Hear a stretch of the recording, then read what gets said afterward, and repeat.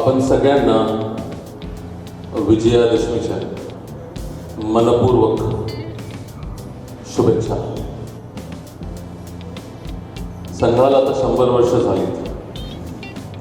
सत्य आणि धर्म ही खरंच संघाची खूप मोठी पार्श्वभूमी आणि त्या पार्श्वभूमीवर आपण काम करतोय. मला इथे बोलवलं त्याच्याबद्दल आयोजकाचे मनपूर्वक आभार. खरंच इथे येऊन खूप असं शहारे आले, छान वाटलं.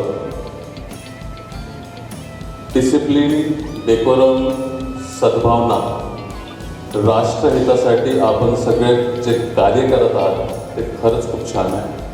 मी इथे पालकांना अभिनंदन करतो की त्यांनी आपल्या मुलांना ते संघात शिक्षणासाठी आणि सगळ्या गोष्टींसाठी टाकलं आणि खरंच आपण एक चांगलं नागपूर, विदर्भ, राज्य, देश आणि जग घडवतोय.